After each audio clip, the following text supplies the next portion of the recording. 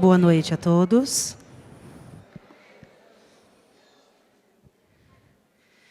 Sejam todos bem-vindos e bem-vindas.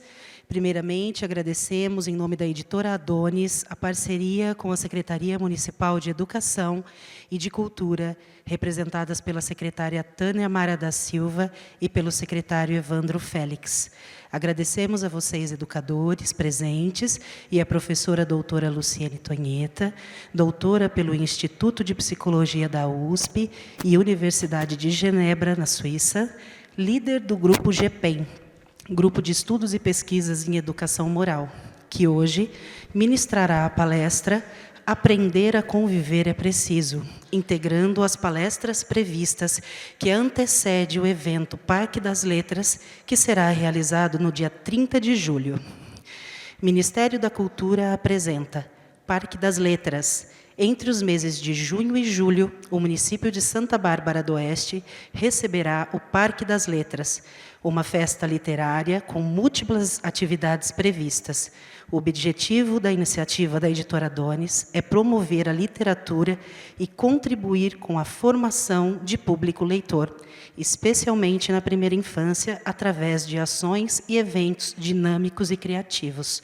O Parque das Letras é viabilizado pela Lei de Incentivo à Cultura, Ministério da Cultura e Governo Federal, União e Reconstrução, com patrocínio da Home SA e parceria da Secretaria Municipal de Cultura, da Prefeitura de Santa Bárbara do Oeste e da Fundação Home, integrando a programação do FLISB, Festival Literário de Santa Bárbara do Oeste. Com muita alegria, convidamos a todos a participarem, dia 30 de julho, na estação da Fundação. Desejamos uma excelente noite e palestra.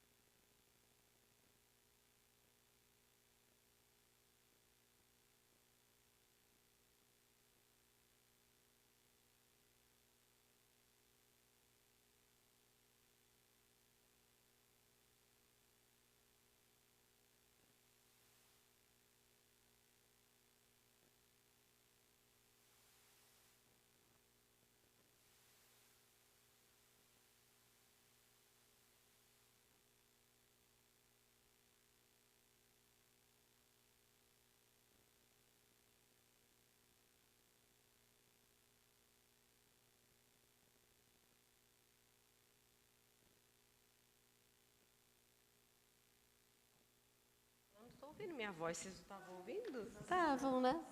Tá. É uma alegria fazer parte deste trabalho e de incentivo à cultura, especialmente tratando de uma temática tão importante que é a formação humana, não é? Nós sabemos, como educadores e educadoras que somos, a quantidade de esforço que nós nos utilizamos a cada dia. Opa, voltou aqui? A cada dia para formar as nossas crianças e adolescentes que passam pelas nossas mãos. E o quanto é laboroso, o quanto é difícil, e certamente uma iniciativa como essa de trazer a literatura infantil, e que não é só infantil, a gente chama de literatura infantil, acho que hoje o conceito de literatura infantil já pode ser até, inclusive, repensado, porque ele não é para a infância, não é? É uma literatura simbólica, poderíamos dizer, porque é simbólica porque ela quer dizer para qualquer idade, para 3 a 93 anos, porque faz sentido quando a gente lê um texto de literatura infantil, a reflexão ou o que ele nos dispara a pensar. Então, tudo isso para dizer para vocês o quanto é bom estar aqui e saber desse envolvimento do município e de como as crianças e adolescentes elas serão beneficiadas com essa possibilidade de ter contato com a literatura e o que a literatura, então, contagia e dispara como tema de reflexão, como tema de mudança, inclusive de comportamento, não é? E estou mais feliz ainda por vocês terem, por dentro deste projeto, ter uma contrapartida, ter uma das experiências possíveis àqueles que educam e fazem chegar a literatura infantil até a mão das crianças, a possibilidade de pensar numa temática tão importante, tão sensível e urgente, cada vez mais nos dias, né, nos dias atuais, que é a aprendizagem, da convivência, não é? Então, o quanto as nossas aulas, o quanto o nosso esforço cotidiano é por também ajudar, por também nos responsabilizarmos e sabermos desta tarefa sociomoral, não é? Social e moral, portanto, que é da formação que as nossas escolas precisam dar às crianças e adolescentes. Mas o quanto isso é difícil, principalmente nestes momentos que a gente tem vivido, em que a escola como uma instituição, tem sido alvo, não é, de holofotes e por causas tão doloridas que têm sido estes últimos ataques que colocaram, que nos posicionaram aí nos holofotes de toda a mídia brasileira, nacional e internacional, não é? Então, a escola, não a sua escola necessariamente, a sua unidade escolar, mas a escola como o organismo, a instituição a qual cada um de nós aqui representa, não é? Desde os pequenos até a universidade, porque estou aqui também como professora, também sou professora de universidade e também sou professora, portanto, e aí, então, desde a educação básica até o ensino universitário, o quanto estamos todos e todas sujeitos às situações que nós temos visto com tanto medo e preocupação nos últimos tempos, não é? Então, nunca foi, se já era necessário falar desse tema antes deste ano, o que dirá neste ano, não é? Então, o que dirá nestes tempos que nós vivemos agora? Então, eu queria trazer para vocês essa reflexão, a partir disso, então, eu queria trazer uma reflexão para vocês sobre este papel da escola na educação, na aprendizagem que nós precisamos favorecer para as nossas crianças e adolescentes dessa temática que é a convivência, não é? E quando é que ela muda em termos até não só de lei, porque existe uma lei que garante às crianças já desde 2015, ela já garante que as crianças tenham essa aprendizagem da convivência, porque a escola tem por obrigação exigida por lei a implementação de programas que trabalhem com uma cultura da paz e possam combater bullying e demais violências, que é a Lei Anti-Bullying de 2015, que depois foi incorporada à LDB em 2018, mas para além da lei, o que de fato, enquanto condição, enquanto escola, nós podemos fazer para dar conta dessa aprendizagem. Como é que a gente favorece isso e como é que a gente coloca essa lei em funcionamento, não é? Diante, principalmente, deste cenário que nós temos hoje, que não dá mais para ser comparado ao cenário que nós tínhamos na década de 30, de 40, de 60, de 70, de 80, que a maioria de nós, então éramos crianças também, né, que éramos ou adolescentes, e que estávamos na escola e que, portanto, e essa mudança exige de nós um esforço de adequação, não é? Que muitas vezes nós não sabemos o que fazer, que nós não temos ideia de como fazer. E por isso, então, eu queria começar apresentando para vocês um pouquinho dessas ideias, de que não vem da minha cabeça, mas vem de um conjunto de pesquisadores que representa a universidade neste país e que tem trazido respostas para os dilemas e para as preocupações da escola.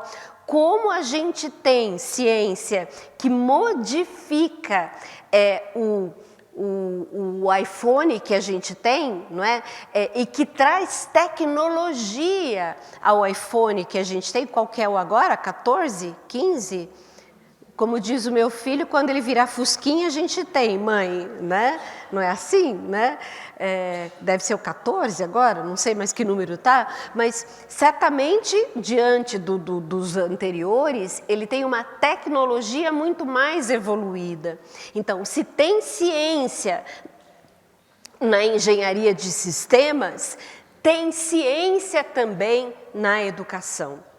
Então, o que eu quero trazer para vocês não é fruto da minha cabeça, mas é fruto de pesquisas que mostram a evidência primeiro, que é o que eu vou começar, a evidência do momento, as pesquisas que relatam, que diagnosticam que não dá mais para ser a mesma escola da década de 80, de 90, que mudou a grade curricular, sim, mas que não vai dar para a gente apenas enxertar conhecimento nessa grade, porque senão a apostila da criança, que já era dessa grossura, vai ser dessa grossura aqui, não é? Porque a cada dia a gente tem alguma coisa a mais. Então, não dá para ser simplesmente a incorporação de um novo tema, mas é preciso a transformação dessa escola para atender uma demanda que é atual. Tá bem? É disso que eu quero falar com vocês, tá bom?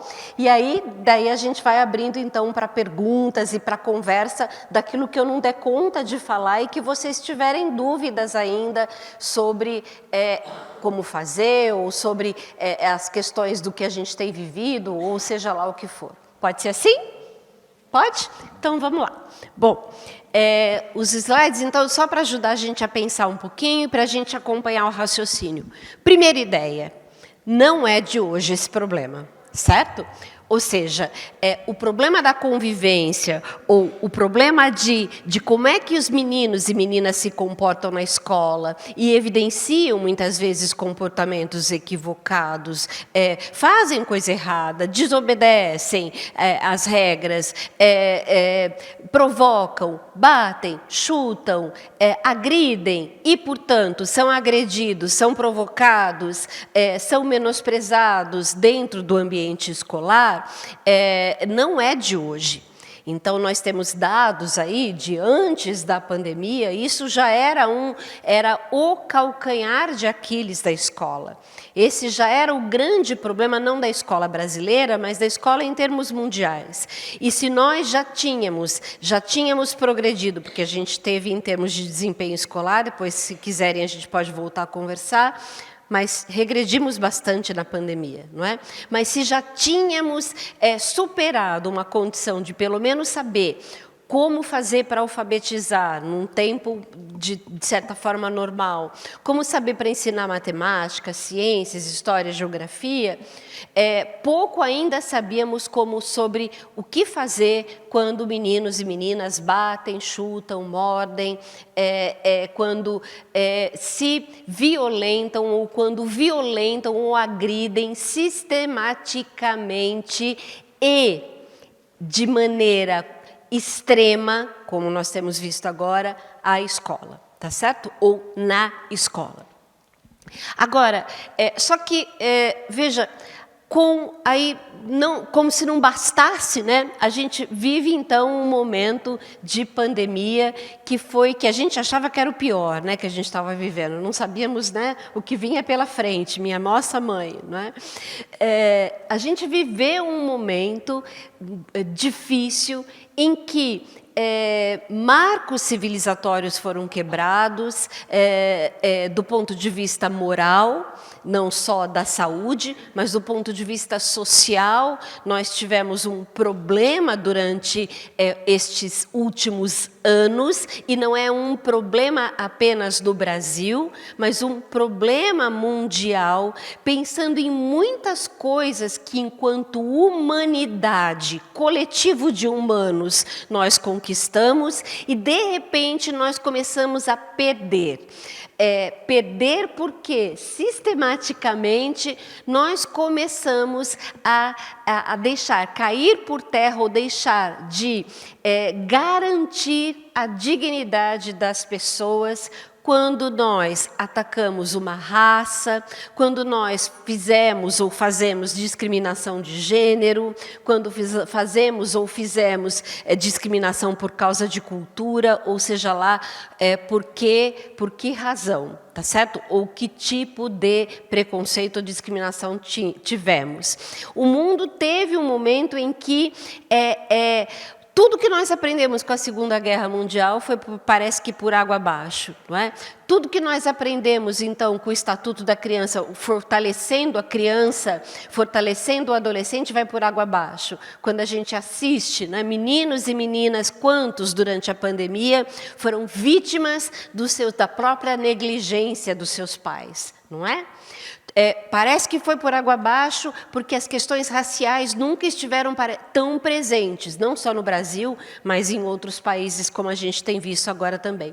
Então, não foi uma pandemia de saúde apenas, porém, a pandemia da saúde nos assolou severamente, porque trouxe para a gente preocupações, medos, incertezas, exclusões do convívio social, não é? Solidão. E isso não foi algo que somente nós adultos vivemos. Mas é algo que, infelizmente, ainda muita gente equivocadamente acha que criança não tem. Então, criança se sente solitária, criança se sente excluída, criança se sente triste, preocupada, sem sentido para a vida, sem propósito, como nós adultos. E isso levou àquilo que nós vimos explodir quando as escolas voltaram. Lembram? Então, crises de ansiedade coletiva, vocês se lembram?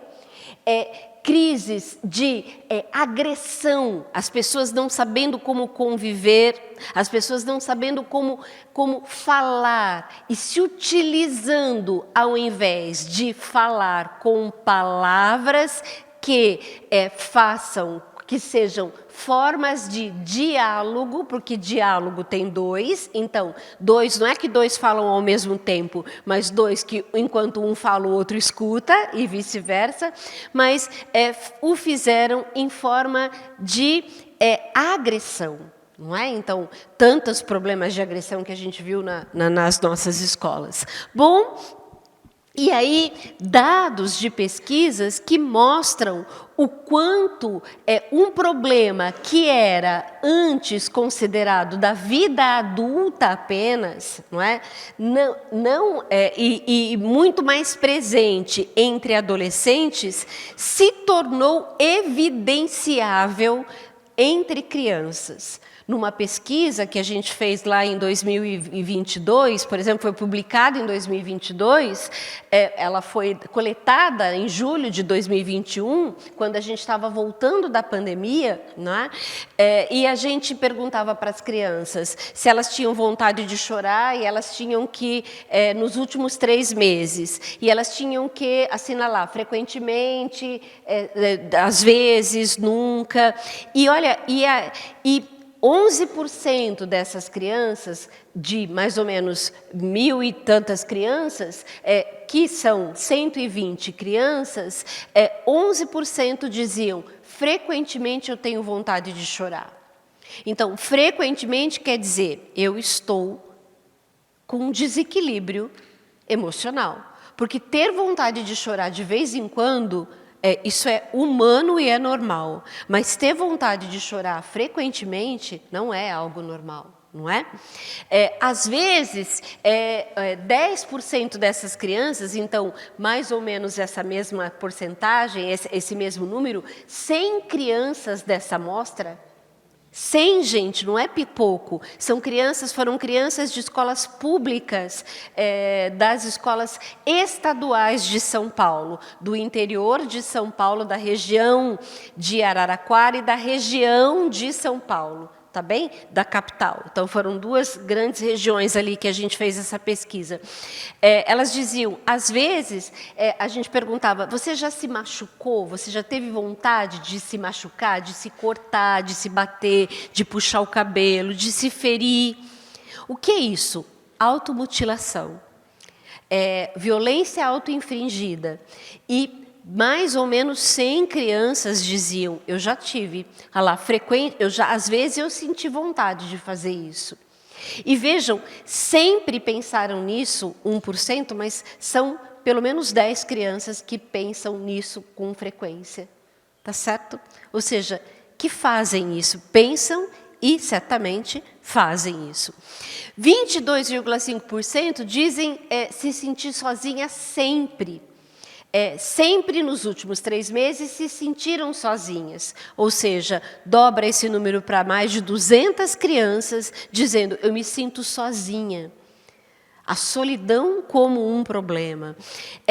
E aí, quem trabalha com adolescentes? A frequência, numa pesquisa também feita agora com adolescentes, com um pouco mais desse número, foram quase 2.000 adolescentes. Esses adolescentes de escolas públicas estaduais, o dobro desse número. Ou se sentem solitários, se sentem excluídos, têm vontade de se cortar frequentemente. Bom, o que esse dado nos mostra? Nos mostra que tem alguma coisa diferente acontecendo nas nossas escolas. Mas, como se não bastasse, né, essa pandemia e tudo que a gente já vivia, bom, aí a gente viu mais uma coisa, mas parece que pior do que a pandemia, atacando diretamente as nossas escolas. Durante os anos de 2002 a 2018, quando a gente faz uma pesquisa sobre ataques violentos à escola e que são exemplos de violência extrema, não esqueçam esse nome, e extrema aqui não é somente uma qualidade, mas ela é uma qualidade, um adjetivo dado que se refere a um substantivo importante para vocês reconhecerem como ele é diferente, tá bem? Que é o extremismo. Então, ataques violentos à escola no Brasil foram registrados 8, de 2002 a 2018. E, interessantemente, de 2019 até 2023, foram registrados 18.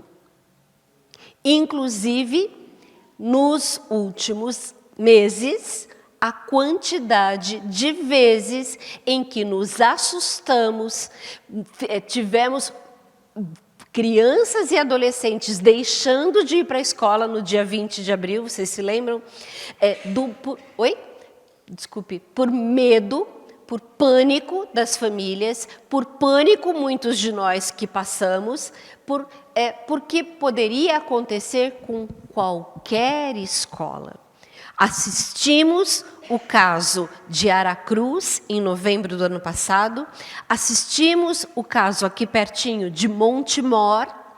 Assistimos o caso de São Paulo, da professora que leva uma facada. Assistimos o caso de Blumenau, da creche em que o sujeito entra e mata crianças e docentes, e os tantos outras possibilidades hipotéticas ou reais de ataques que nós soubemos ou que foram desvelados antes de acontecerem pelas autoridades. Pode até estar acontecendo algum agora, não é? Se eu considerar EJA, que está funcionando à noite, ensino médio, né? Fundamental 2, que está funcionando à noite, ou na própria universidade. Nós mesmos, no dia 20, recebemos lá na Unesp várias mensagens de alunos dizendo: olha aqui que está chegando para a gente, vão explodir uma bomba na sala tal, vão atacar a sala tal. Ou seja, muitas mensagens que chegaram para a gente, espalhando pânico e dizendo que também, lá na minha unidade, onde eu trabalho, os alunos que tinham aula naquele dia estariam também sujeitos a um problema como este. Então, não dá para a gente dizer que isso não pode acontecer. Bom, mas o que eles mostram e o que a gente vai ter que pensar a partir dessa realidade, a partir desses ataques, a partir desses dados de sofrimento emocional que a gente viu com os alunos, a partir da pandemia que nós vivemos e desses marcos civilizatórios que infelizmente a gente está quebrando, que a humanidade tem quebrado e que mostram uma diferença do tratamento da escola. Mas, para a gente poder entender qual a diferença, qual é esse tratamento que a escola tem que dar aos problemas de convivência, é preciso entender o que está acontecendo. E entender esses ataques, é preciso pensá-los enquanto apenas um iceberg. E o iceberg, que, como a gente sabe, ou como a própria imagem ali dá para ver, né? O que é um iceberg? Na verdade, ele só mostra a ponta, porque o que está por baixo é muito maior do que aquilo que a gente vê, não é? E aí a gente tem um monte de pergunta que a gente faz, um monte de perguntas que podem explicar e que, inclusive, nos ajudam a entender o quanto a escola é um dos organismos, uma das possibilidades de solução deste problema, mas que não é a única e nem tem como ser. Porque não dá para a gente dizer que a responsabilidade e que a forma de tratamento que a escola dará conta de um problema que é muito mais sério do que as indisciplinas, do que as violências que a gente tinha antes. Porque agora estamos tratando de uma violência extrema. Lembram? Lembram? Então, extremismo é muito mais sério. E por ser mais sério, ele tem uma complexidade muito maior, cujas causas também não se resumem em uma só, ou em duas, mas, na verdade, no conjunto que reverbera, que mostra-se como uma manifestação como essas que a gente viu do menino de Blumenau, do menino de Aracruz, do menino de São Paulo, de tantas outras situações que a gente tem assistido. Sim, tem a ver com a questão do aumento de armas, interessantemente, sim, porque está ligado ao fato de que no Brasil a gente teve um aumento de armas nos últimos tempos, sim. Está ligado ao fato de que ataques acontecem em países que mais têm financiamento e abertura para a utilização de armas? Sim. E isso não sou eu que estou dizendo, são as pesquisas que mostram os dados do aumento da relação entre as situações de violência que acontecem e o aumento de armas. Mas está ligado também à negligência parental, a pais que não sabem o que os seus filhos fazem durante o dia inteiro? Sim. Sim, porque o menino, por exemplo, da facada de São Paulo, a mãe, quando ela soube que o menino estava envolvido, estava postando, fazendo postagens violentas na internet, isso fazia muito tempo que ele já estava envolvido com grupos extremistas. O menino de menos de 17 anos, em que o site Metrópolis e o que a reportagem do Fantástico retomam, desbaratam, né? Que é isso que a gente fala, não é desbaratinam, é desbaratam mesmo, né? Desbaratam o problema que aconteceu das escravas sexuais. Eu não sei se vocês sabem, mas a gente pode até falar disso, pode até lembrar vocês, mas quem descobre são jornalistas. O menino entrevistado, a quem os jornalistas entenderam, a quem os jornalistas chegaram primeiro, que era um menino que era monitor, que era um dos mentores, monitor porque ele chama de um mentor, o que pensa, que organizava uma dos servidores, que é o nome que eles dão, para os grupos que são organizados dentro de uma plataforma digital para chantagear, ameaçar, para inclusive ter uma exploração sexual com meninas. Este menino, a mãe não tinha ideia do que ele fazia. E, para vocês terem uma ideia, a mãe sabia tão pouco que ela tinha 2 filhos. Ela tinha um que era mais velho e se envolvia em drogas, uma pessoa que sim, já tinha se envolvido em drogas e era muito festeiro, estava sem trabalho e essas coisas todas. E o garoto, que ela achava que era um santo, ele trabalhava, a ajudava e, inclusive, bancava com recursos a família, bancava a casa do quarto dele, que ela não sabia o que ele fazia, porque ele dizia que ele trabalhava no computador, e ele trabalhava mesmo. Trabalhava, inclusive, porque tinha uma impressora 3D, se vocês não sabem, que confeccionava órgãos genitais das meninas que eles apresentavam nas plataformas desses servidores. E mandava pelo correio.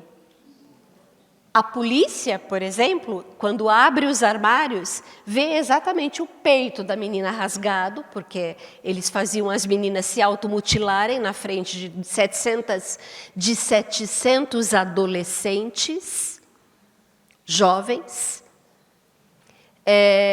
E depois eles imprimiam e mandavam pelo correio para quem queria comprar. E era na casa dele que isso acontecia. E a mãe não tinha ideia do que isso acontecia. Tanto que quando a polícia chegou, ela disse, não é esse que é o ruim. Ela dizia do outro. Porque este filho era o que sustentava. Então, negligência parental? Sim. Sim. Mas será que a mãe sabe? Será que... e dá para acusar essa mãe sozinha? Cujo pai largou? Porque ela é vítima de violência doméstica? Dá para acusar a mãe que não tem como criar o seu filho? Dá para acusar a mãe que trabalha o dia inteiro, que a gente sabe, e como a gente sabe... Porque vocês, professores, são exemplos do quanto a gente tem que dar 500 e tantas aulas para poder ter um salário melhor. Então, dá para acusar uma mãe de não ter tempo de ficar com o seu filho? Quantas vezes vocês chegaram em casa e foram conversando com o seu filho e fazendo comida? Filho, você fez tarefa? Filho, você escovou o dente? Filho, quantas vezes? Foi uma só? Todas as outras vezes você sentou com seu filho e conversou com ele. E aí, meu filho, como foi o dia? Foi tudo bem com você? Ou seja, então, dá para dizer, mas não para acusar. Há problemas de saúde mental? Um sociopata não tem nenhum tipo de empatia, de fato, com crianças. E chega na escola dizendo, bom, deixa eu ver quanto é que eu vou matar, quantos eu preciso mesmo? Porque no jogo que eu jogo, porque no grupo que eu frequento, no grupo em que eu sou valor e importante, eu sou importante porque eu vou lá entrar numa escola e para eu poder ter um cargo melhor nesse grupo, eu tenho que matar 10 professores, porque 10 professores me dão um cargo maior. Mas se eu matar 15 crianças, eu tenho tal cargo. Simples assim, como se fossem baratas. Então, é claro que é um problema também de sociopatia, mas não dá para dizer que é só isso, porque senão eu vou dizer, será que então toda pessoa que tem uma doença mental vai entrar numa escola e vai matar? Também não. Não é? Então a gente vai ter que entender. Será que uma crescente onda de extremismos explica? E essa é só no Brasil? De onde vêm esses extremismos? E será que é falta de segurança nas escolas? Mas espera, escola é lugar de ter segurança? Mas que tipo de segurança é preciso dar às crianças? Porque escola é lugar do quê? Então vamos lá, vamos tentar entender todas essas coisas aqui para a gente poder tentar. Bom, então já está provado pelas inúmeras investigações que os casos que nós assistimos até aqui, eles são casos muito mais sérios porque eles estão relacionados a extremismos. Extremismos são movimentos que dividem a humanidade, que dividem entre aqueles que merecem viver e aqueles que não merecem viver. E um movimento extremista pode ser o nazismo. Então, todos os que são arianos, brancos, loiros, né, raça pura, merecem viver. Os que não são, não merecem viver. Pode ser machismo. Todo homem merece viver. Se ele não for homem, se for uma mulher, ela pode sofrer. E ela tem que fazer o que eu quiser, porque ela é menor do que eu, inclusive se ela romper comigo, vocês estão vendo o tanto de feminicídios que a gente tem assistido, se ela romper comigo, eu tenho direito de matá-la. Tá certo? Isso é extremismo. Bom, e aí? E quem são? Quem são é que nos dá cada vez mais medo. Porque quem são os nossos jovens. Os nossos adolescentes. Porque antes, quando a gente imaginava um pedófilo, o que vocês imaginam? Eu, quando pensava num pedófilo, eu pensava num cara, sabe, bem velho, bem mais velho, gordo, nojento, sabe, assim. Eu estou falando de jovem que frequenta, veja, os grupos em plataformas virtuais em que eles se reúnem para torturar meninas que são aliciadas na vida real ou nos sites de relacionamento ou no Instagram ou nas redes sociais ou no Facebook. Elas são flertadas e depois esse menino sabe tudo da vida dela e usa tudo isso da vida dela para ameaçá-la e, portanto, a leva depois para um grupo, não é? Dentro dessas plataformas digitais, por exemplo, em que se tem os mesmos valores ou os valores compartilhados. E quem são esses meninos? De 10 a 22 anos. 10. Vejam, eles têm, muitos deles, um objetivo comum. Eles se juntam porque eles acreditam na mesma coisa, na mesma causa. Eles acreditam que, de fato, alguém que é diferente de mim merece morrer. Então, eles acreditam que a dignidade das pessoas é medida por essas diferenças. E eles, então, só que antes, eles se reuniam num lugar em que a gente, inclusive, resgatou já lembram do massacre de Aracruz? Nós temos ainda, isso também já é algo que a gente precisa denunciar e que a gente também está tentando denunciar para fazer parte dessa regulação da internet que a gente não tem. Isso era tratado naquilo que nós chamávamos de Deep Web, que é a internet negra. Que é o quê? Que é a internet que nós, a nossa geração, pelo menos, que não é esperta, né, nesses assuntos, não tem acesso direto, que é mais difícil de chegar. Mas essas ideias de violência, de matar porque é diferente, o machismo, a misoginia, eram formas declaradas apenas neste espaço em que ninguém entrava, que não esses criminosos, ok? Nem mesmo a polícia. Porém, hoje, estes grupos, eles atuam não mais nessa internet escondida, mas olha aqui, no TikTok, no Instagram, no YouTube, e na Discord. É nessa plataforma do Discord que vocês viram, que foi a reportagem que o Fantástico fez e a reportagem que o Metrópolis fez sobre, por exemplo, as meninas que são aliciadas e são as escravas sexuais. É aí que eles se reúnem, é aí que eles se encontram. E são essas, vocês já ouviram falar em Big Techs? Ah, Luciene, estou escutando agora no jornal, quando eu escuto, fala assim, as Big Techs não estão querendo, estão contrárias à regulação na internet. São essas grandes empresas que não querem nenhuma regulação. Porque elas ganham quando o peito de uma menina é divulgado para todo mundo. Elas ganham quando gota de sangue é divulgado para todo mundo. Monetariza, ganha seguidor.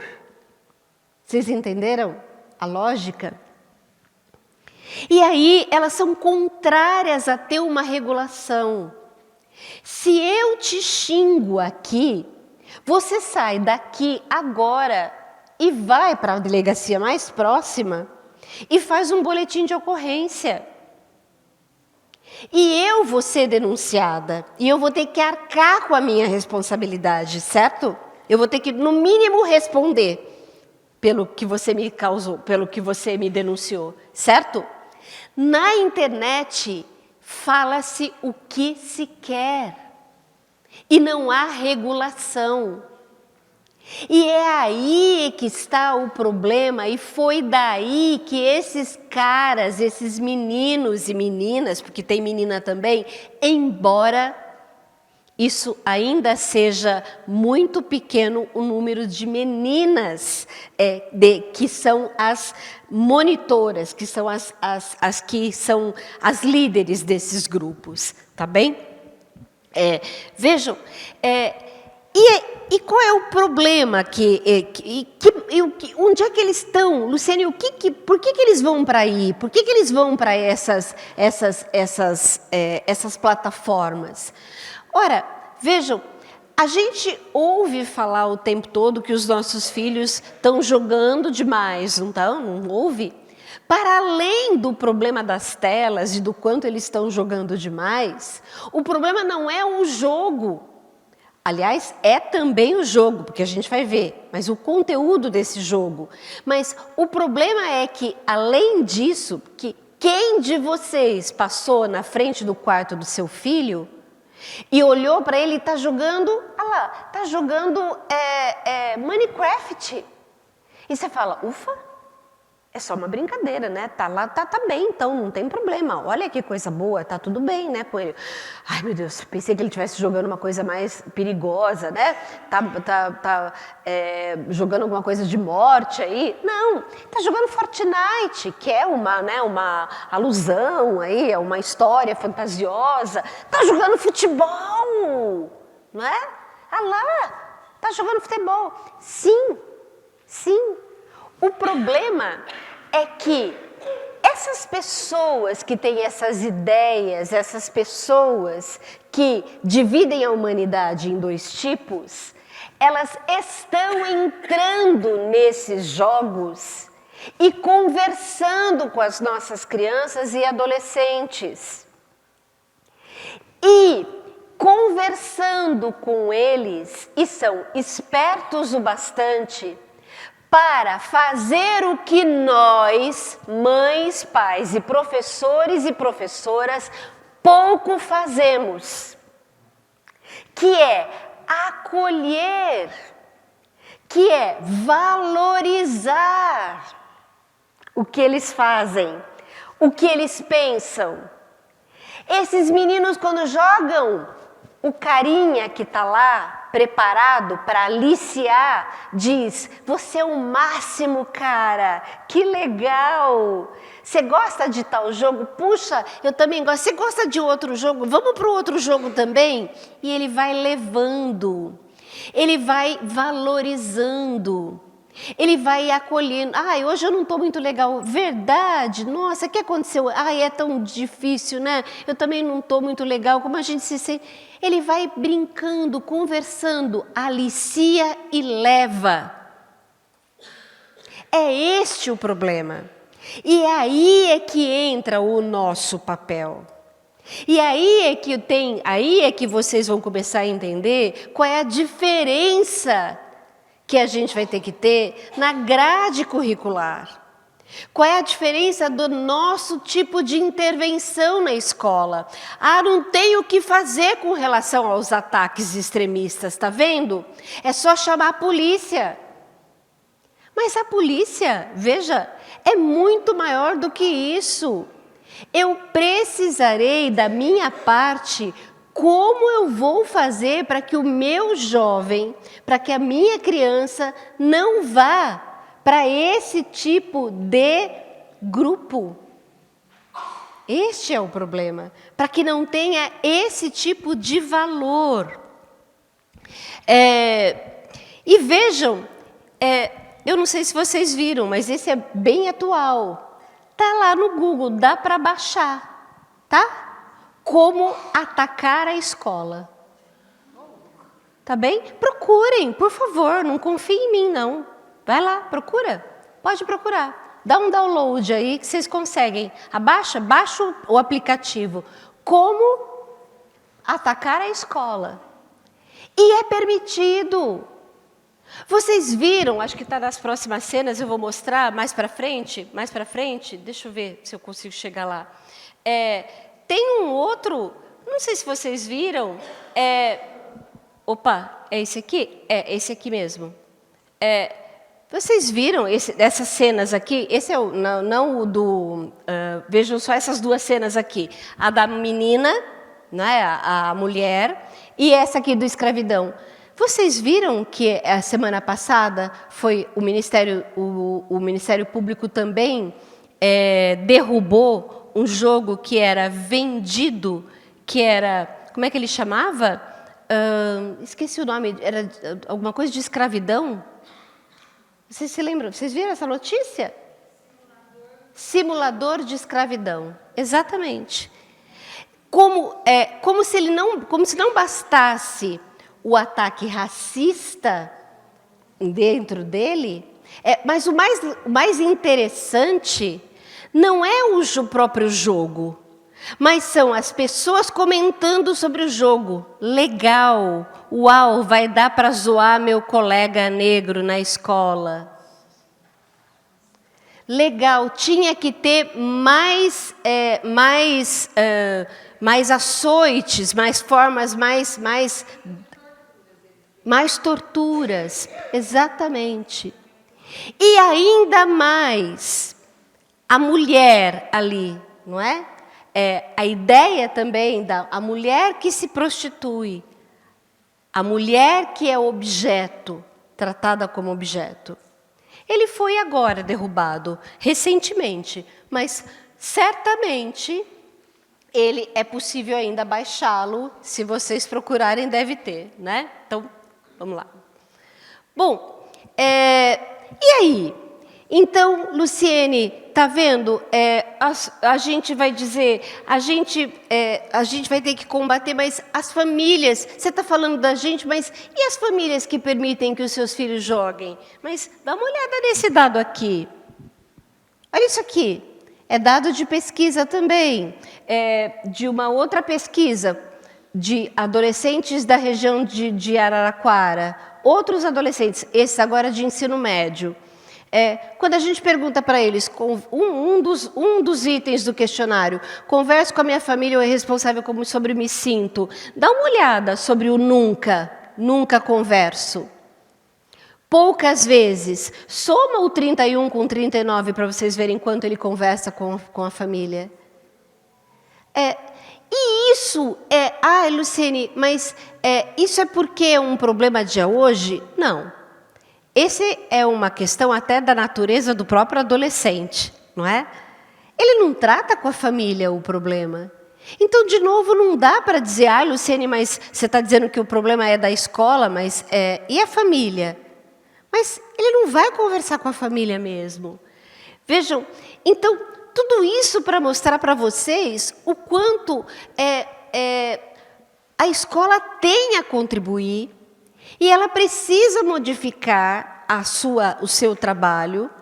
Ela não vai ser a única, porque é verdade que tem outros fatores, estamos relacionando, e entendemos que num contexto, que num problema extremista, como um problema de violência extrema, como que tem acontecido, estes fatores são causa e que precisam ser tratados para se poder vencer este problema.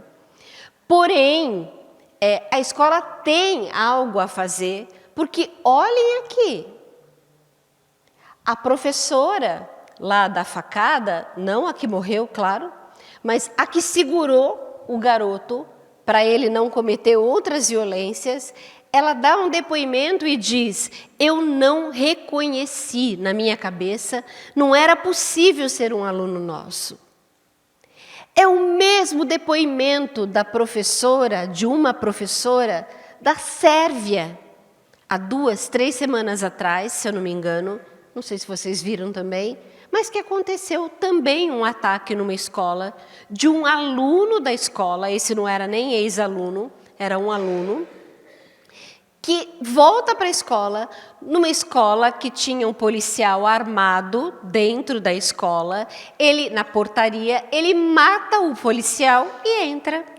E mata mais outras, se eu não me engano, 7 pessoas, entre crianças e professores. Uma professora depois diz, eu nunca esperava isso dele. Não é o indisciplinado que nos deve assustar, mas é o quieto, é o tímido, é o que a gente esquece, porque todo mundo esquece, inclusive os próprios colegas, porque todos eles têm na sua história de vida uma situação de ter vivido exclusão, de ter sido solitário em algum momento. Então, será que nós estamos enxergando esses meninos? Então, diante disso tudo, o que nós temos que fazer? O que nós podemos fazer? E qual é a nossa tarefa? Não é? Então, primeira coisa, a escola é um lugar, ela não é uma cadeia. Ela não dá para transformar a escola numa cadeia. nos momentos em que nós vivemos o pânico, em que nós vivemos as situações difíceis, para diminuir a sensação de segurança, e está tudo bem, e foi necessário afunilar a entrada para os alunos entrarem. Sabe? Direcionar, colocar só numa entrada. Por quê? Para a gente ter um melhor controle, para a gente se sentir mais seguro, para a comunidade poder se sentir mais seguro.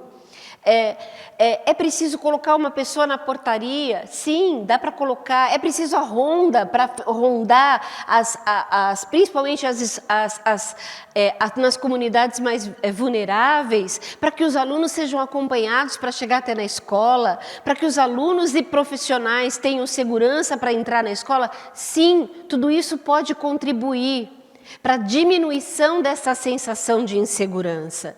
Mas não resolve, porque a escola não pode ser uma cadeia. Não está somente na escola. Vejam tudo isso, a solução dos problemas. Então, pensar na solução do problema está em pensar em todas as questões que estão relacionadas a ele, que explicam essa complexidade que é hoje a convivência entre as pessoas, em que a escola está inserida. Então, a escola tem uma debilidade boa, ou seja, ela é frágil, mas ela ainda é o lugar de... Gente, não é mais de perder o guarda-chuva, né? Porque as crianças não levam mais guarda-chuva. Na nossa época, a gente perdia guarda-chuva, lembra? Né? Quando a gente era criança. Mas é o lugar de perder aparelho dental. Não perdem? Casaco, óculos, tênis, chinelo.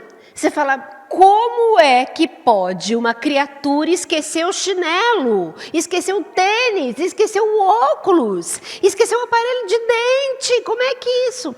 Mas é porque é um lugar de divertimento, é um lugar de bem-estar. Então não é um lugar de preocupação, de tensão. É essa a ideia. Porque é neste lugar que eu vou precisar me sentir acolhido, reconhecido como alguém de direito. E é este lugar em que eu vou ter que aprender de um outro jeito, porque a escola não é mais o lugar do conhecimento. Não é. Não dá mais para ser, gente. O conhecimento está na mão dele. Está naquele celular que cada vez mais cedo essas crianças têm. Eu não estou dizendo que é para dar o celular para a criança, mas o acesso ao conhecimento não é mais da escola. Quando nós éramos crianças, o nosso único acesso ao conhecimento, a saber o que foi a Primeira Guerra, o que foi a Segunda Guerra, a estudar sobre os rios do estado de São Paulo, vinha da escola, vinha da enciclopédia Barça. Lembra? Né? Os mais jovens sabem o que é isso? Sabem o que é isso? Não, né? Não nem imagino o que é, né?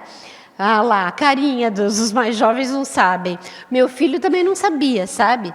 Quando eu mudei para uma casa, eu me lembro, tinha uns 8 aninhos, hoje ele tem 17 anos, mas aí eu levei ele para abrir, porque eu tinha feito uma biblioteca, levei ele na minha biblioteca e abri, falei, vem cá que eu vou te mostrar um tesouro.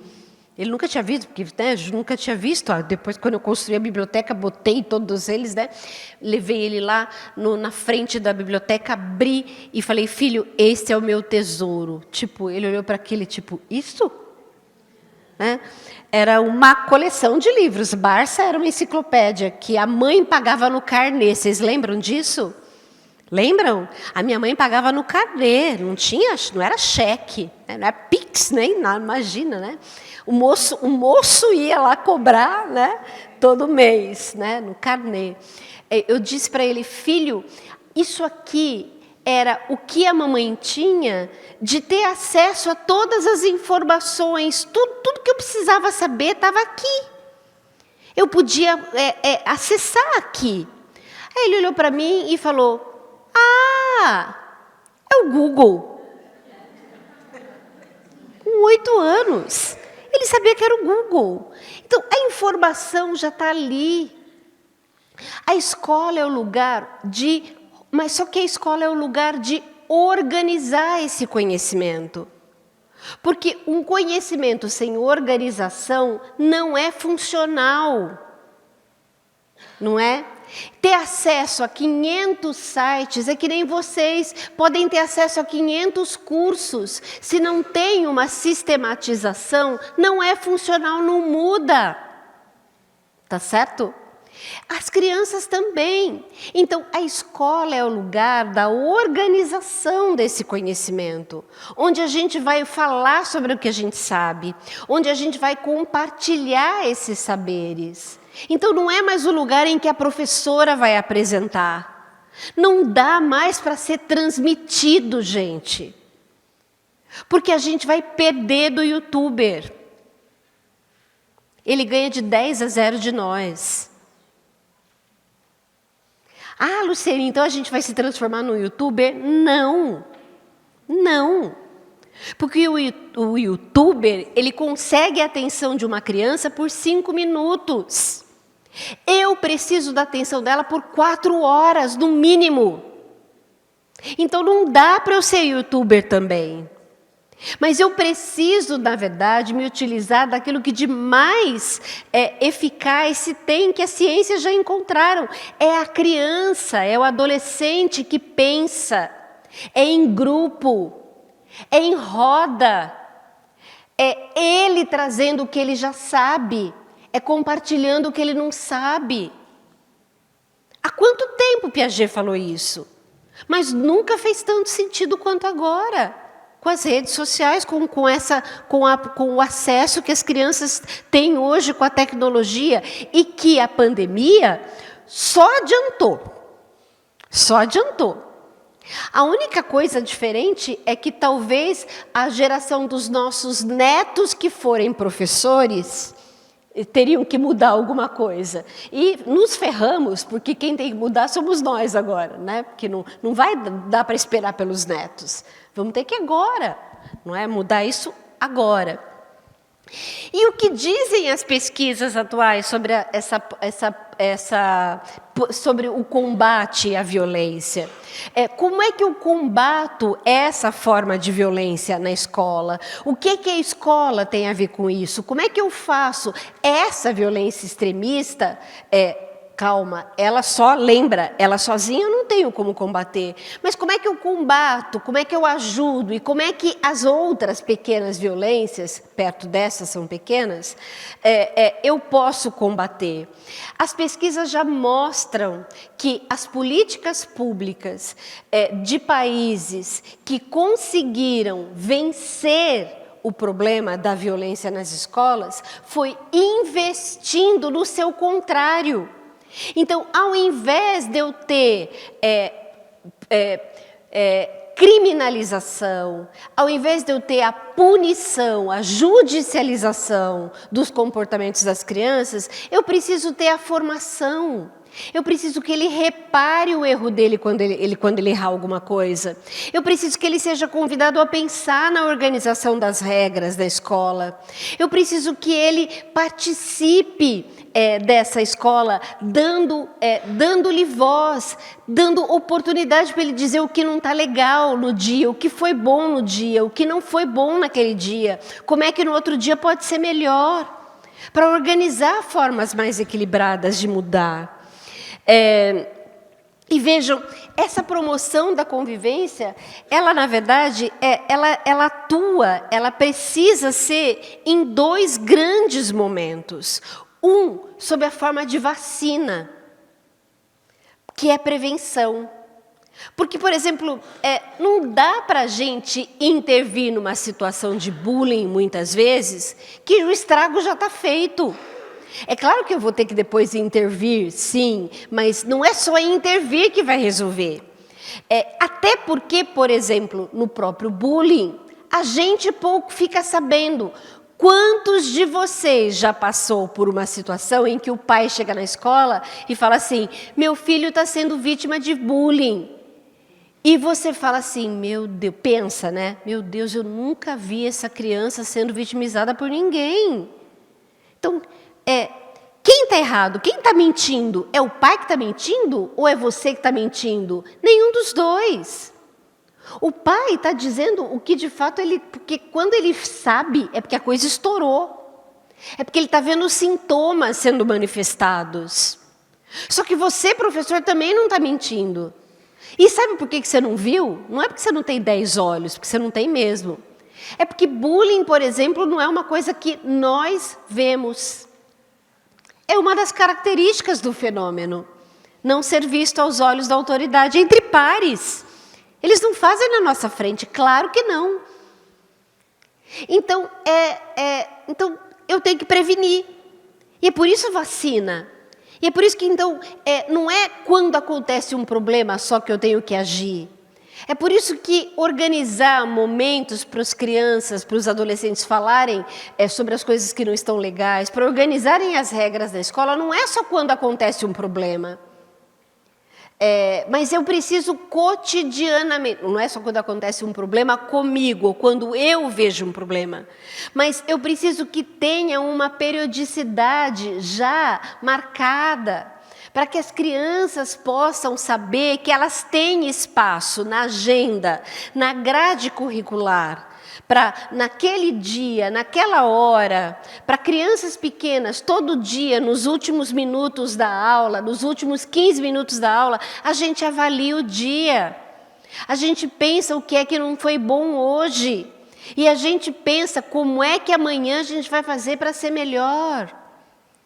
E não é quando eu, professor, quero, mas quando eu dou essa periodicidade, eu proponho essa periodicidade exatamente para que a criança possa entender que ela tem voz, que ela tem vez. Isso é vacina.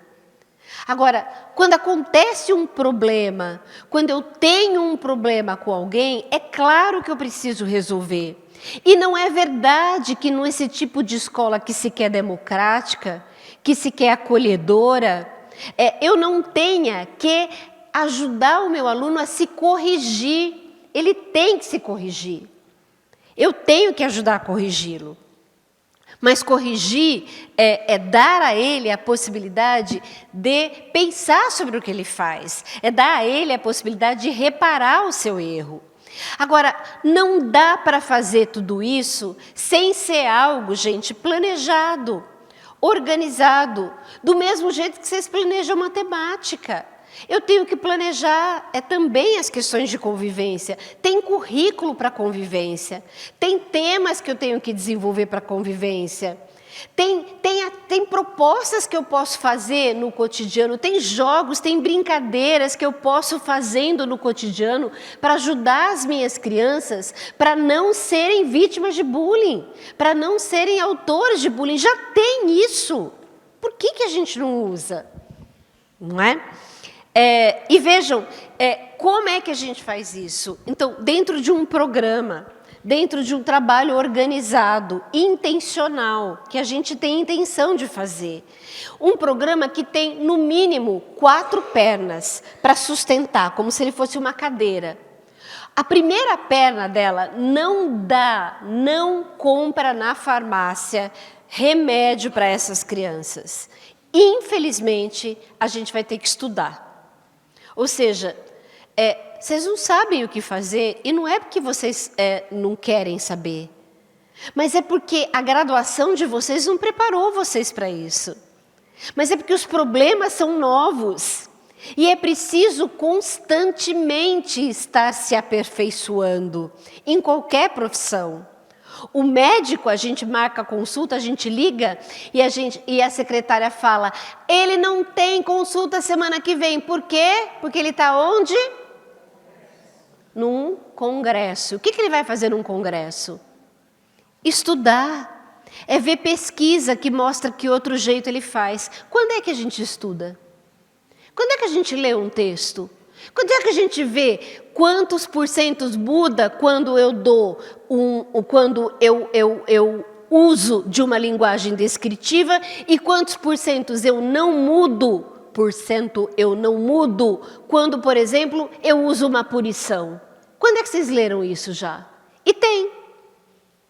Ou seja, a gente não tem tempo de estudar. Então, eu preciso desse espaço de escuta, de formação de professores.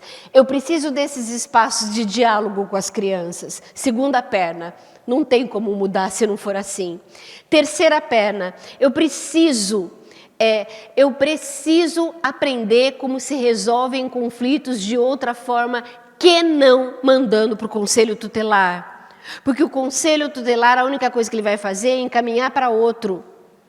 Eu preciso chamar esse CRAS, essa assistência social, esse serviço de psicologia para a minha escola, e também dizer para eles como é que a gente faz aqui, que tipo de sanção a gente dá e que ajuda a gente quer com esse menino que está com um problema da mãe negligente. Então, essa é a terceira perna. E a quarta perna não menos importante, para quem trabalha principalmente com adolescente, com criança a gente começa, mas o cume disso é com adolescente. Eu preciso que esses meninos comecem também a nos ajudar, a observar quem tem problemas, a também ser instrumentalizados para acolher, a também ser instrumentalizados para mediar os problemas, porque senão a gente não dá conta. São muitos alunos que precisam de ajuda, não é? E eu preciso dos alunos também nos ajudando. Mas quando que a gente fala isso, gente? Será que a gente tem tempo de forma intencional, falar dos problemas que acontecem? Quem de vocês falou do problema do machismo, do problema da prostituição, que envolve, por exemplo, que envolveu o técnico de futebol, do Corinthians? Por que ele foi demitido? Quem de vocês falou? Isso é coisa de cotidiano. Quantos meninos de vocês não gostam de futebol e não poderiam ser envolvidos nessa discussão e você trabalharia com eles a questão do machismo, a questão da prostituição, a questão da exploração sexual? Vejam que é um problema gritante no nosso país. Quem de vocês usou desse momento, por exemplo, para falar do próprio, como é que ele chama? Do Vini Júnior. Quem de vocês abriu espaço para falar sobre essa questão? Que é o que eles estão vivendo e que poderia transformar-se numa discussão sobre quem é que é melhor, por que é melhor, por que não é. Ao contrário disso, a gente segue o livro didático, a apostila. No mínimo, o bom desenvolvedor, daqui a uns 3 anos, vai estar incluindo o caso do Vini Júnior numa apostila, não é? E a gente está deixando passar os casos aqui, no cotidiano. Então, por que as crianças precisam de assembleias desde cedo? O que eu estou falando desses espaços de diálogo? Porque elas precisam ter... lembra que a gente falava?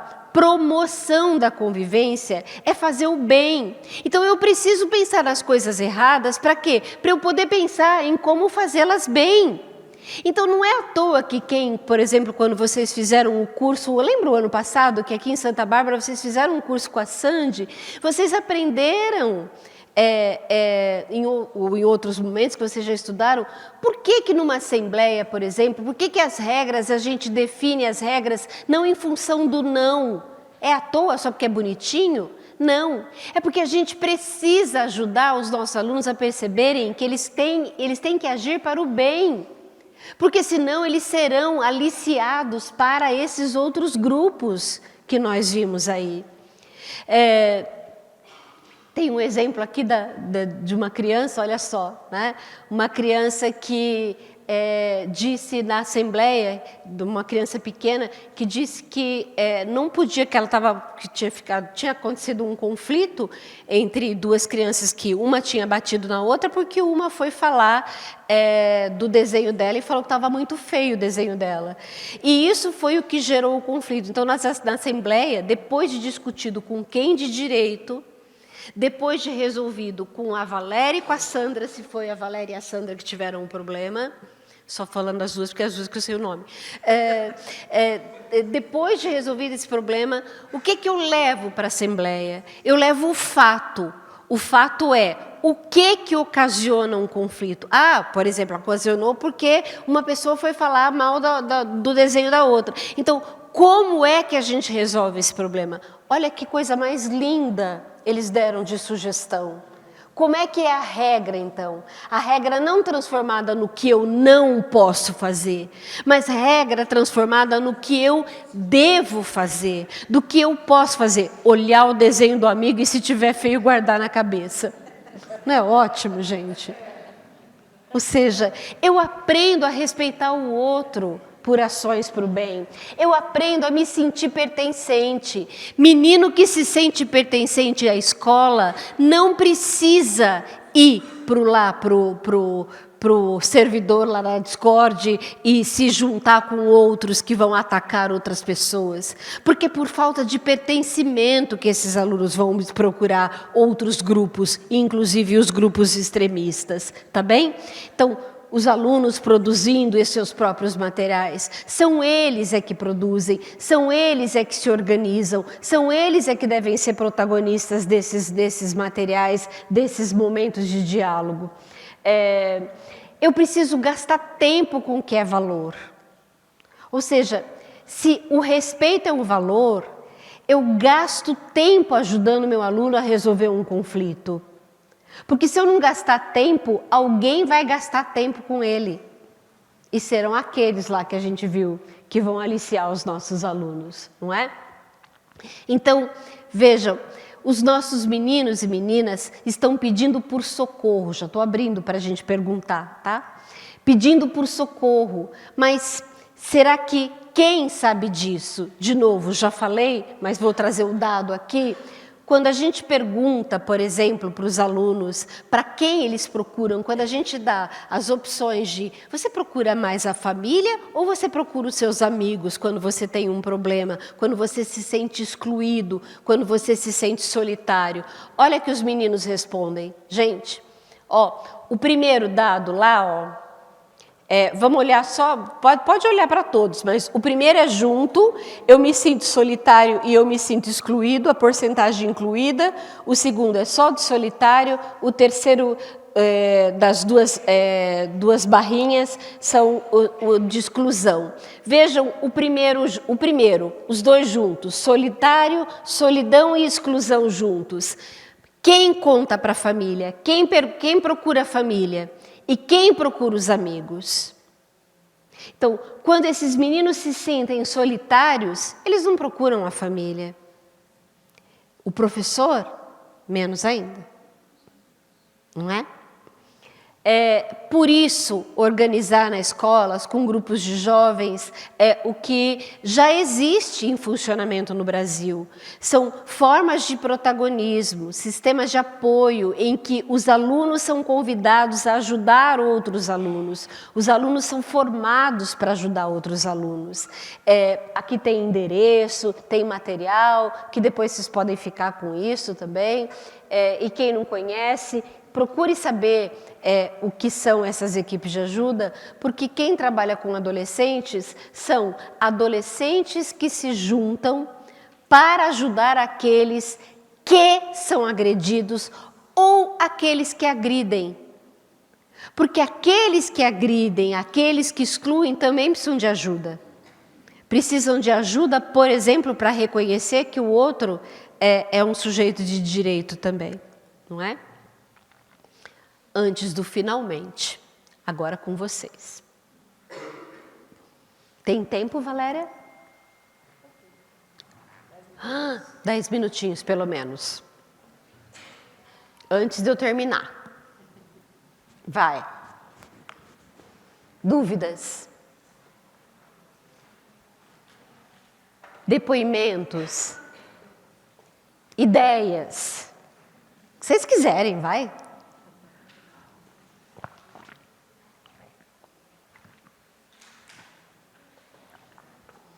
Nada?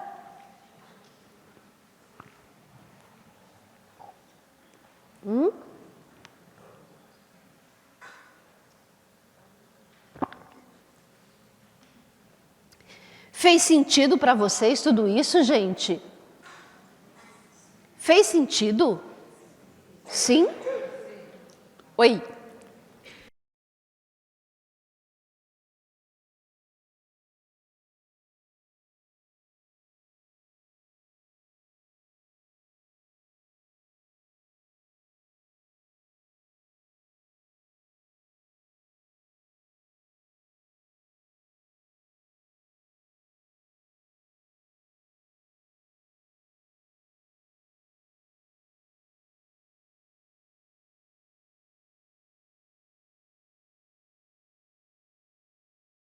Formas violentas de resolver os conflitos já presentes na fala das crianças. Com 3 anos de idade.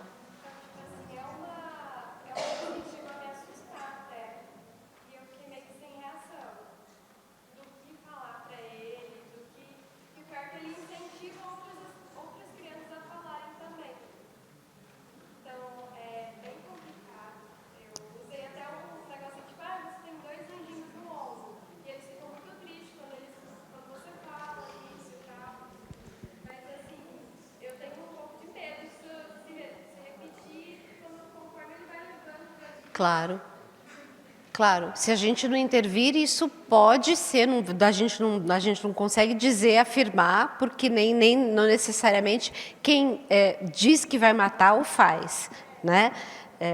E que bom que eu fale assim para o meu marido, para minha esposa, para o meu namorado, para minha namorada, para minha companheira, minha mãe, meu pai, meu filho, eu vou matar você, né? Às vezes a gente fala isso, né? E tudo bem, porque simbolicamente eu posso te matar, né? Eu não enfoco você, né? E que bom que eu falo, não é? Mas que eu fale porque, inclusive, eu transformo em palavras, e isso é bom. Os atos, porque bicho bate, usa a arma, né? Usa a arma que tem garra, né? Dente para rasgar, né? Homem tem condição de usar outras formas de resolver seus conflitos, não é? Ele não precisa dessas armas. Ele é o único animal simbólico, capaz de transformar em palavras o que sente. Então, quando uma criança bate, a gente faz ela transformar em palavras. Por isso que a gente diz, não se bate, sua mão não fala. Diga-me com palavras o que você está sentindo, não é? Agora, aí ela fala, vai tomar no seu... Não é? Então, ela vai falar, vou te matar! É? E aí você vai dizer para ela, mas não se fala desse jeito com as pessoas. Como é que você chama? Letícia, e fecha a cara. Porque não é verdade que a gente tem que passar a mão na cabeça da criança e falar assim, querido, não pode falar assim, tá? Não é nada disso. É fechar a cara para ela e dizer, não se fala isso para as pessoas. Como você vai resolver de um jeito que seu amigo fique bem? Você gostou do que ele falou para você? E Letícia, use uma coisa que Letícia, você é sempre uma autoridade para uma criança. O professor é sempre uma autoridade para o sujeito, porque ele está numa hierarquia institucional. Então, vocês aqui me acham como autoridade porque vocês me dão essa autoridade, como prestígio, tá certo? A criança, naturalmente, ela faz isso, tá bem? O adulto é sempre autoridade para ela, tá bem? Então, primeira coisa. Quando você fala com ela e quando ela tá, se ela fala isso para outra criança, se ela usa essa expressão para outra criança, você vai mediar o conflito. Então, veja, se você vai mediar o conflito e você se referir a ela para que ela escute você para resolver com o outro, imagine uma linha assim, ó. As duas aqui estão aqui embaixo, certo? Certo? E eu tô aqui em cima, certo? Então, ó, a linha da mediação vai ser assim, ó. Você não pode fazer isso com ela, porque isso não pode fazer. Ela não gosta que você faça isso com ela. A linha da mediação fez isso aqui, tá certo? Agora, se você falar para ela, olhe para ela, diga para ela que você não gosta, você está gostando que ela te fale desse jeito? Diga para ela, você está escutando que ela não gosta? O que você vai fazer para falar de um jeito que ela fique bem? Não se pode falar isso para as pessoas. A linha está onde, Letícia? Está direta. Às vezes que você vai ter que repetir quando você está aqui, fazer isso aqui, vão ser muito mais vezes do que quando você tiver que repetir aqui. Porque aqui ele entende até os sinais dela. Inclusive, quando ela chegar perto dela e falar assim, fechar a cara também, sabe? E ela vai falar, opa, opa, opa, opa, opa, opa. Então, com criança pequena, a gente precisa, primeiro, tudo que você puder mostrar, quanto mais você puder mostrar que você está brava, assim, que isso não se faz porque você está indignada, e você provocar na outra criança a indignação, dizendo para ela, diga para ela se você gostou do que aconteceu. Ele pode fazer isso com você? Você está gostando do que ele fala desse jeito? Para que eles possam conversar, para que eles possam resolver. Oi? E é no momento. Perfeito, professora. E veja, só que no momento também assim, cuidado, Letícia, porque às vezes a gente interpreta fazer no momento, parar todo mundo fica esperando e eu paro com elas duas para fazer, e vocês todos esperando. Só que acontece que na minha sala, não sei na sua, a minha sala hipotética, mas a sua certamente isso acontece, de vocês também, acho que aqui em Santa Bárbara não, né? Não são só dois que brigam. Enquanto eu estou resolvendo aqui dois, tem mais dois aqui, mais dois aqui, mais dois aqui nas minhas costas. Ou seja, então não dá. Então, às vezes, pode ser, eu já vou conversar com vocês. Crianças, vamos fazer tal coisa. Eu vou organizando, não esqueci de vocês. Eu posso, sabe, organizando, vem cá, segura esse, porque se é uma criança pequena, se eu não segurar, vai atrás, então vem cá, já vamos conversar. Põe ele aqui perto de mim e vou fazendo outra coisa até que eu consiga falar com eles. O que ela está dizendo não dá para deixar para outro dia. O que ela está dizendo não dá para mandar para a mãe, porque a mãe não vai ter ela. A mãe dela, que agrediu, não vai ter essa daqui para poder fazer esse diálogo aqui, essa conexão. E se ela bateu nessa, imagina ainda mais. Como é que a mãe vai ter condição de falar com essa? Porque não é falar. Você entendeu? Letícia, não é você falar. É dar a ela a oportunidade de ouvir essa daqui. E essa aqui dizer com palavras o que ela sente, para que essa daqui possa também transformar em forma mais assertiva o conflito que ela está vivendo. Tudo bem? Dá tempo de mais um? Não. Dá? Valéria está assim. Perguntas? Oi, professora.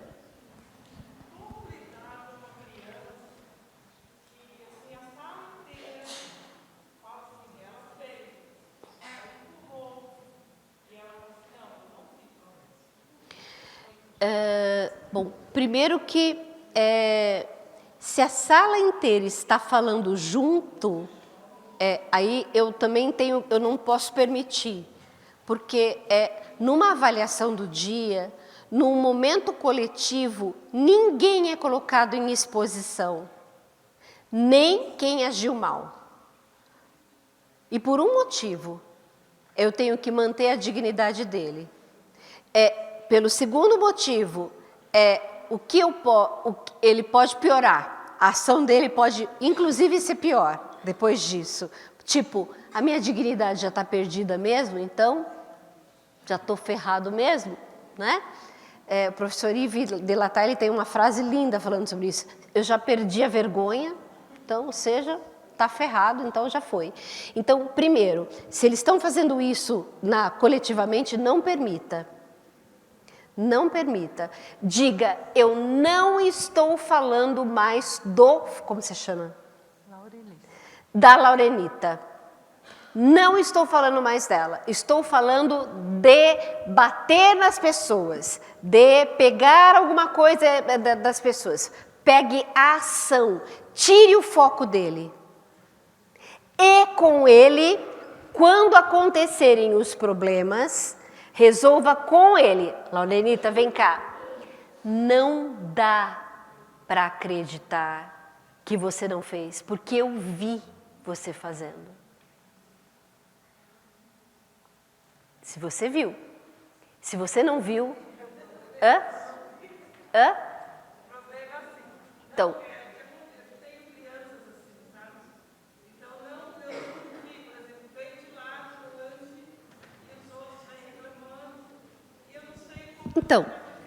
Então você vai e vai dizer para ele, é que você falou que isso muitas vezes repetidas, então achei que você tivesse visto. Mas veja, sim. Sim. Então, você vai ter que resolver não é com a turma toda, é com quem ela bateu, com quem ela fez. Então, você chama os dois ou três que estão envolvidos Luciene, tiro para fora, não deixa os outros escutarem? Não é isso, gente. Se os outros escutarem, não tem problema, tá bem? Não é que eles não podem escutar, porque eles sabem quem é, tá bem? Não é uma questão de não saber quem é. É uma questão de não implicar os outros na decisão. Então, eles podem até... Você não vai falar alto com eles, você não vai falar com todo mundo junto. Você vai falar, vem cá, Laurenita, vem cá, fulano, e vai aqui com eles. Então, você está dizendo que você não fez, ela está dizendo que você fez. E agora? Como a gente resolve esse problema? Joga para eles. Então, mostra, você tem como provar que ele fez? O que você pode me mostrar? Como é que você me mostra que ele fez? Fulano, você está vendo? E aí você vai ver eu não sei o que determinada coisa que ele fez, mas se ele rabiscou, se ele chutou, se ele mordeu, ele vai ter que... não tem como. Ela já falou 3 vezes que você fez isso. Será que você não fez mesmo? Então... espera, fulano também falou isso, fulano falou também isso. Não dá mais para acreditar que você não tenha feito. Então, você vai ter que dar elementos para que ele entenda que o que ele está falando não dá para acreditar. E não você primeiro, mas quem está envolvido. É sempre quem está envolvido é que tem que dar. Sempre você chama aqueles que estão envolvidos para poder dizer para ele, fulano, diga para ele, você está escutando o que ela está falando? Ela está falando que você fez isso, isso e isso. Você está dizendo que não, mas e agora? Como é que a gente resolve esse problema? Até que ele fale, porque eles acabam assumindo, quando eles não têm saída, eles acabam assumindo. Mas talvez o problema seja porque ele está sendo exposto. Então, tira a evidência dele do grupo. O grupo vai continua conversando, isso mesmo, sobre pegar coisas dos outros, bater. E isso você leva para a discussão no grupo. Aí, se eles falarem, é porque o fulano fez isso, porque todo mundo fulano, porque você diz, não importa se é ele, se é a Sandra, se é a Valéria, não importa mais. Agora nós estamos discutindo fazer isso. Isso pode? E discuta a ação para tirar dele, tá bem? Porque às vezes ele se protege exatamente porque ele está se sentindo atacado. E aí a proteção dele é o ataque, é dizer, não, eu não fiz. A gente precisa de mais do que bombeiros. A gente precisa que a escola seja cuidada. Cobrem isso também. Porque nós vamos precisar que a escola hoje tenha esse cuidado, não é? É isso, gente. Muito obrigada, foi uma alegria estar aqui com vocês, compartilhando esses momentos e vendo alguns já conhecidos, conhecendo outros. Muito obrigada.